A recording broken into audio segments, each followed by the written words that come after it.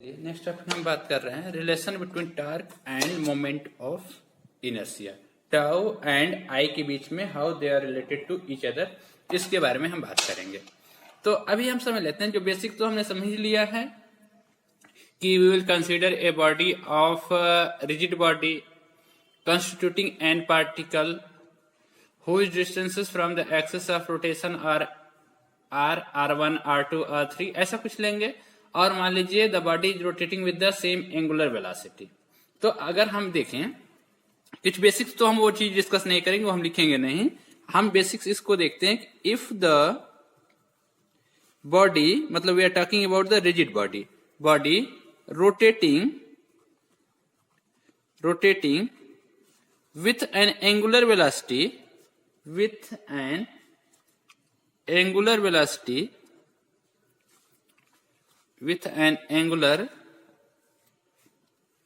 velocity omega, then angular acceleration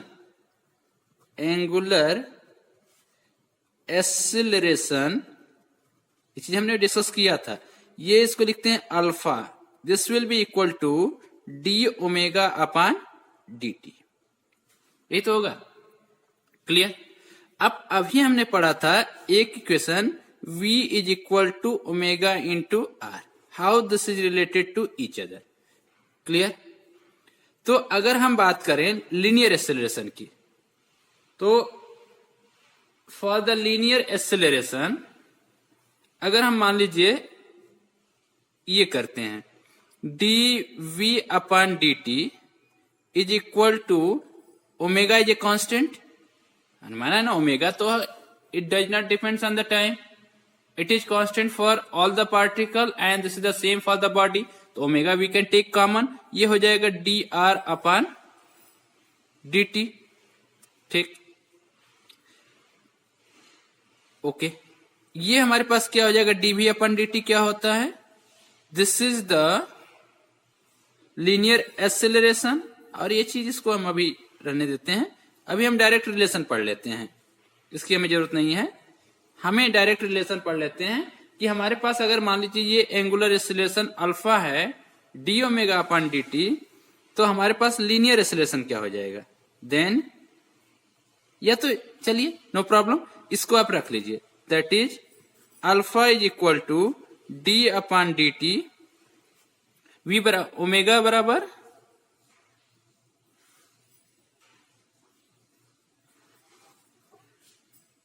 ये हमारे पास हो गया लीनियर वेलोसिटी। अगर हम बात करें, ये तो हमारे पास एंगुलर एक्सेलरेशन हो गया। चलिए इसको इक्वेशन 1 ले लेते हैं। सिंस वी हैव, ये हमारे पास होगा D omega upon D T, इसके साथ ही कर लेना चाहिए था अल्फा, किसी एक पार्टिकल की हम बात कर रहे हैं, डोंट कंफ्यूज। ये हमारे पास मान लीजिए अगर लीनियर एक्सेलरेशन की अगर हम बात करते हैं a, this is what, this is the linear acceleration, तो हमको इसको क्या लिख सकते हैं, D V upon D T. ये हम जनरल किसी भी पार्टिकल की बात कर रहे हैं। If we have a particle moving with the velocity v, तो उसका लीनियर एक्सेलरेशन क्या हो जाएगा, D V upon D T. अब v का वैल्यू हम यहां से रख लेंगे, तो ये हमारे पास क्या हो जाएगा, D omega R upon D T. ठीक। अब ये r जो है distance from the axis of rotation उस पार्टिकल का तो कांस्टेंट होगा, तो ये हमारे पास हो जाएगा a इज इक्वल टू, ये हमारे पास हो जाएगा D omega upon D T into R, या हमारे पास क्या हो जाएगा, linear acceleration a is equal to angular acceleration multiplied by R. ठीक, distance of that particle from the axis of rotation, या इसको हम लीनियर एक्सेलरेशन, इसको हम लिख लेते हैं वर्ड में, linear acceleration how related to the angular acceleration. Linear acceleration is equal to R into angular acceleration. ठीक। अब आर क्या है, distance of that particle from the axis of rotation. ठीक है, तो ये जो हमने जनरल लिख लिया है, तो हम अलग अलग पार्टिकल का, और एंड लीनियर फोर्स, अगर हम टार की बात नहीं कर रहे हैं, फोर्स बराबर क्या हो जाएगा, m इंटू ए, और ये m इंटू ए बराबर अल्फा इंटू आर। ये हमने रिलेशन पढ़ लिया। ठीक, अब एक चीज और, टार्क टाउ बराबर क्या होता है, R into F. R is the perpendicular distance from the axis of rotation. तो ये हमारे पास हो जाएगा एम अल्फा आर, ये हमने एफ का वैल्यू रखा, इंटू आर, ये कितना हो जाएगा, एम अल्फा आर स्क्वायर। यही मैंने हमें देखना था कि how tau is related with the mass of the particle, angular acceleration and their distance from the axis of rotation. This general we have discussed. अब इसी को हम फॉर द पर्टिकुलर केसेस अगर हम बात करते हैं, सेम फॉर पार्टिकल्स। ठीक, तो आप बात करेंगे टॉर्क या torque acting on the first particle, torque produced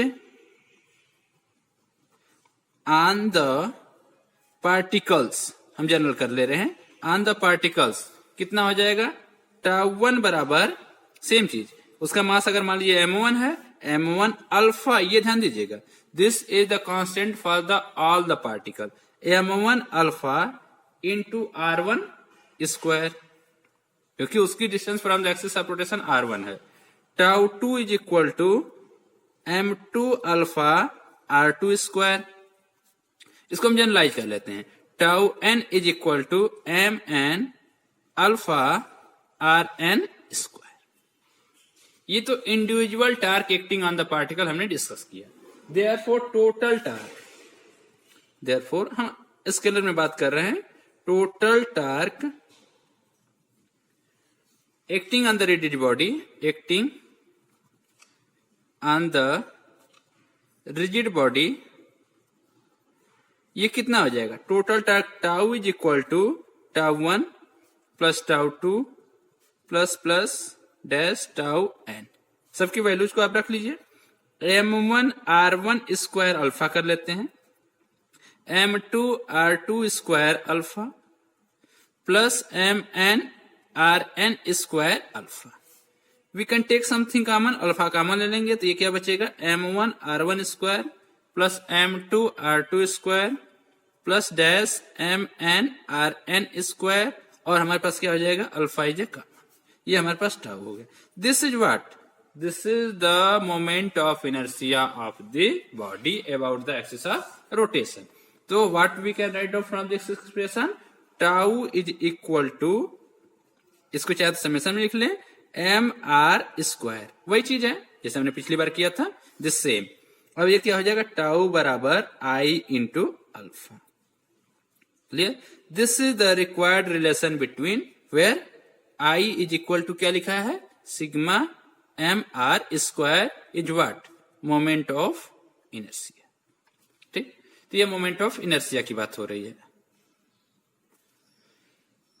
ठीक, ये तो this is the relation between torque and moment of inertia, tau is equal to I into alpha. Similar to that, ये किसके सिमिलर है, आपने पढ़ा होगा, एफ बराबर एम इंटू ए। सिमिलरिटी भी हम डिस्कस करते जा रहे हैं कि एफ बराबर एम ए है, तो मास की जगह क्या होता है रोटेशनल मोशन में, इनर्शिया होता है। लीनियर एक्सीलरेशन की जगह क्या होता है, एंगुलर एक्सीलरेशन। और फोर्स की जगह क्या काम करता है, टार्क टाउ। तो टार्क टाउ फोर्स के कंपेरिजन में है, और मास की जगह क्या होता है, मोमेंट ऑफ इनर्शिया। देखिए same expression we are getting, सब हमारे पास कुछ टर्म आपको चेंज हो गए। ठीक है, अब अगर हम बात कर लें कि अगर हमारे पास if, particularly if alpha is equal to 1, देखिए यहां पे अगर हम अल्फा बराबर 1 ले लें तो टाउ बराबर क्या हो जाएगा, आई। क्लियर, तो अगर हम बॉडी का एंगुलर एक्सेलरेशन अगर 1 ले लें, यूनिट एंगुलर एक्सेलरेशन है, तो बॉडी का मोमेंट ऑफ इनर्शिया क्या होता है, is equal to the torque produced in the body. Clear, तो दैट इज, हम एक डिफिनेशन लिख लेते हैं मोमेंट ऑफ इनर्शिया की, that is in terms of tau, that is moment of inertia is numerically equal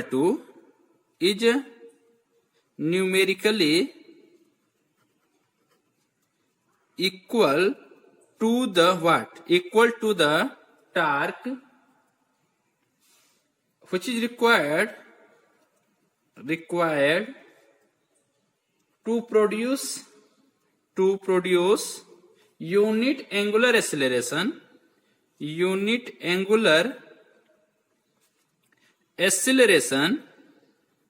to produce unit angular acceleration in the body about an axis of rotation. This is about that. तो ये हमने relation पढ़ लिया between the torque and moment of inertia. चलिए next हम discuss कर ले रहे हैं relation between angular acceleration and moment of inertia. इसके बारे में पढ़ लेते हैं. एंगुलर एक्सेलरेशन, चलिए बेसिक्स तो हमारे पास वेलोसिटी और वो सब चीजें वही रहेंगी. हम बात कर ले रहे हैं लीनियर मोमेंटम. अभी आपने पढ़ लिया है लीनियर मोमेंटम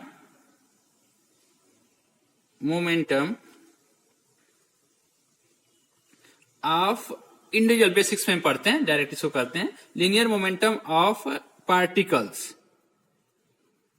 अगर हम बात करें फर्स्ट पार्टिकल की तो क्या हो जाएगा, P1 बराबर m1v1, ये तो होगा.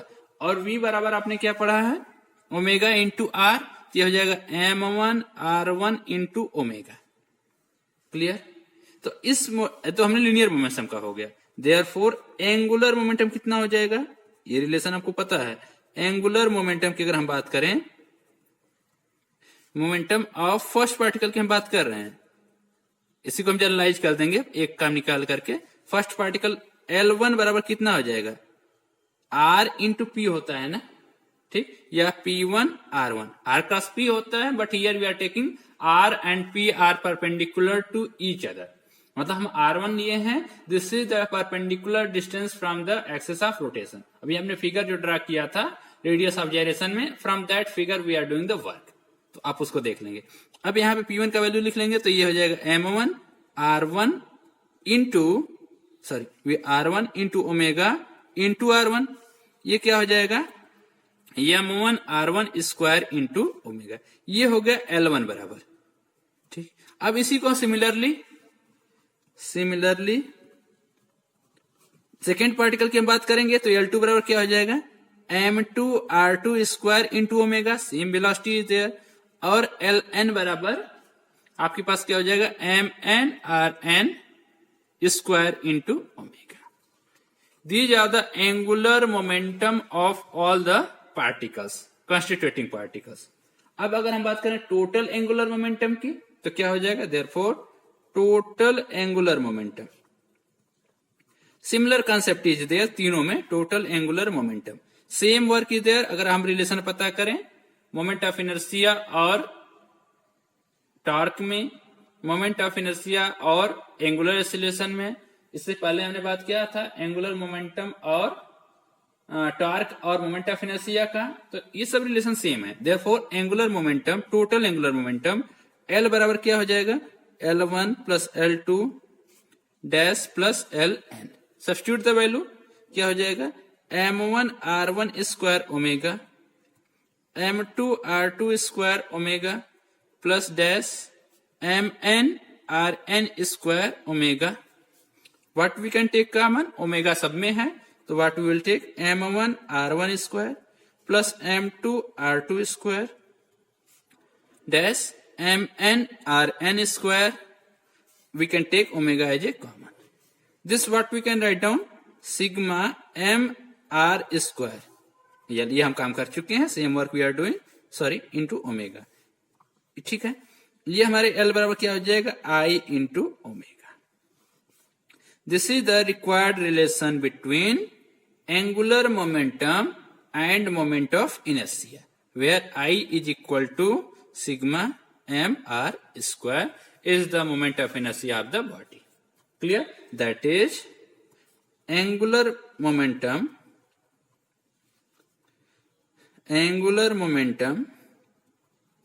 is equal to moment of inertia multiplied by angular velocity.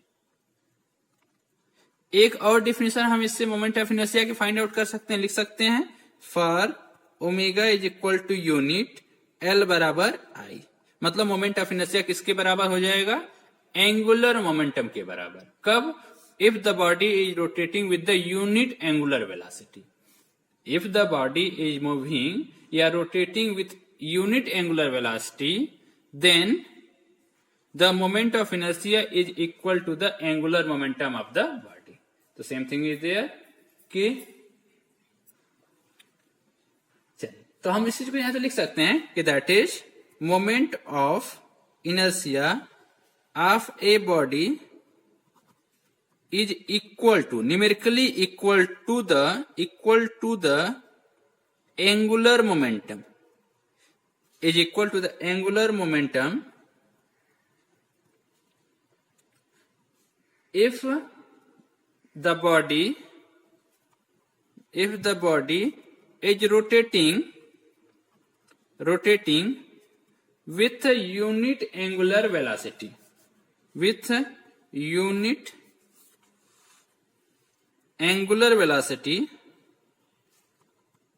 unit angular velocity about an axis। तो ये हो गया हमारे पास। चलिए नेक्स्ट एंड लास्ट टॉपिक हम पढ़ लेते हैं, law of conservation of angular momentum. इसके बारे में हमने डिस्कस कर भी लिया था। तो law of conservation of linear momentum आपने पढ़ लिया। ये क्या होता है कि if there is no external force acting on the body तो total linear momentum of the body remains constant. ये तो आपने पढ़ा है। तो सिमिलर टू दैट, वैसे ही कि if there is no external torque acting on the body then total angular momentum of the body remains constant या रिमेन्स कंजर्व। तो इसी को बोलते हैं law of conservation of angular momentum. चलिए इसको देख लेते हैं। अभी हमने देखा था कि we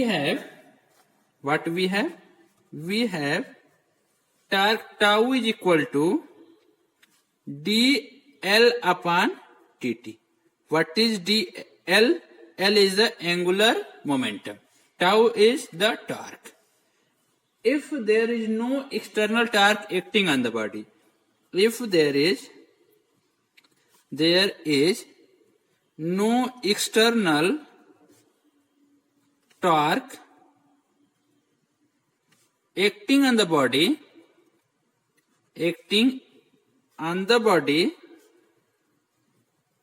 then what we will get? dl upon dt is equal to 0, tau 0. This implies L is equal to constant. ये तो हम पढ़ चुके हैं, बेसिक हमारी चीजें कई बार इसको पढ़ चुके हैं कि अगर किसी भी डेरिवेटिव कोई अगर जीरो है किसी भी क्वांटिटी का तो that quantity should remain constant, वो क्वांटिटी कांस्टेंट होनी चाहिए। तो सेम चीज इज देयर, दैट इज, इसको वर्ड में लिख लेते हैं, that is when the total external torque, जो हमने बोला था, that is when the total external torque, when the total external torque acting on a rigid body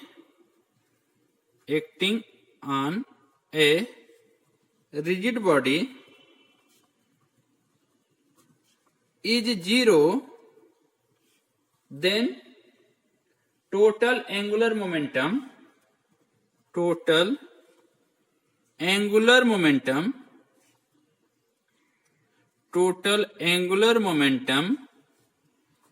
of the body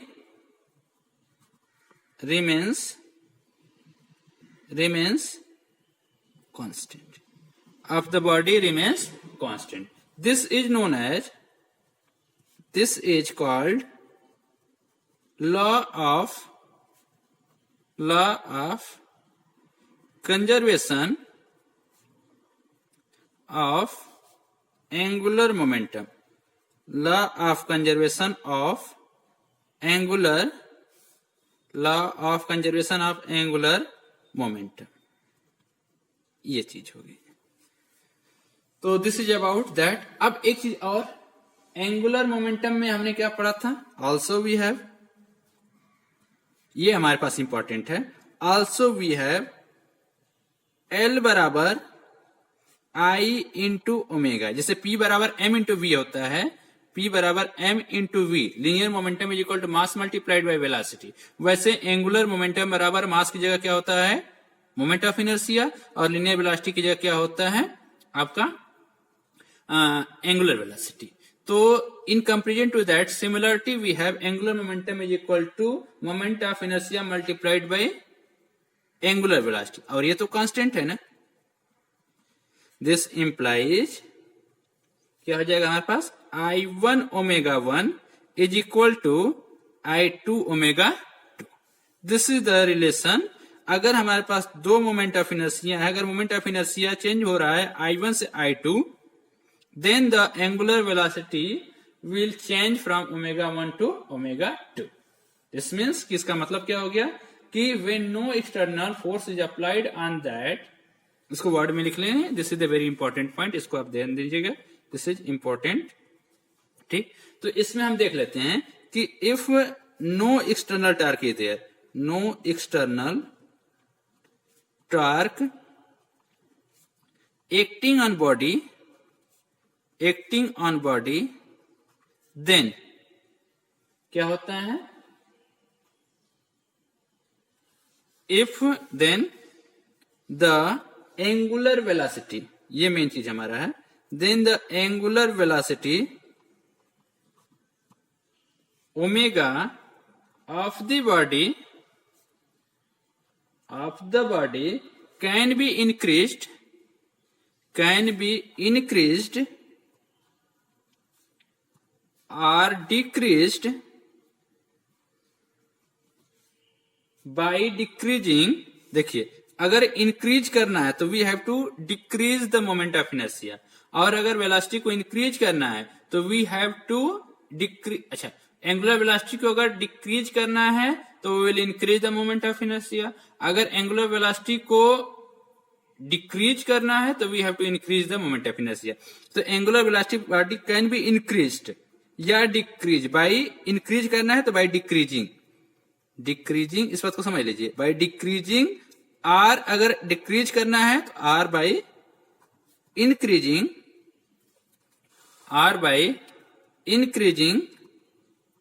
moment of inertia. ये काम हम कर सकते हैं, ठीक है, moment of inertia of the body. अब इसके डेली लाइफ में एप्लीकेशन है, वो इंपॉर्टेंट है, उसको थोड़ा सा देख लेते हैं। इसके एप्लीकेशन क्या है, जैसे हम प्लैनेटरी मोशन की बात करें, ठीक, तो प्लैनेटरी मोशंस में क्या होता है कि angular velocity of A planet revolving in an elliptical orbit, अभी हम इसके बारे में केपलर्स लॉ पढ़ेंगे तो वहां पर डिस्कस करते हैं, अराउंड द सन इंक्रीज करता है when it comes closer to the sun. क्यों? क्योंकि because of moment of inertia जो होता है दैट डिक्रीजेज, क्लियर, और when it goes far away from the sun तो इसका मोमेंट ऑफ इनर्शिया इंक्रीज करता है, hence angular velocity decreases, clear.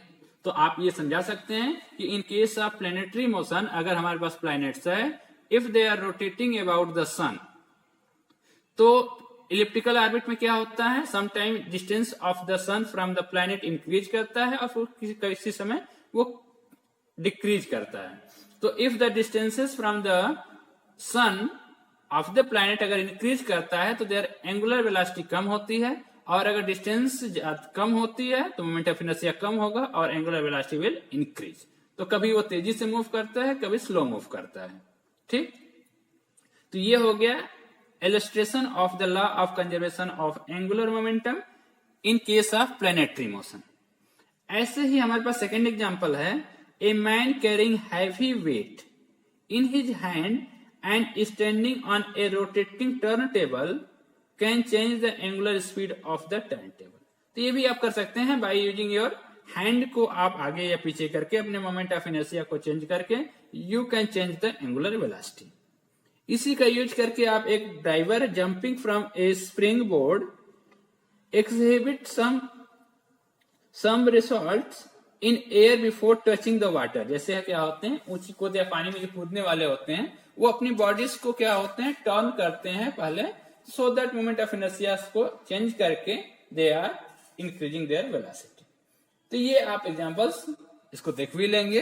तो ये टोटल है आपका, this is whole about the law of conservation of angular momentum और इसके कुछ एप्लीकेशंस के बारे में। ये चीज आप देख लेंगे और this way this chapter is completed. ये हमारा चैप्टर पूरा हो गया।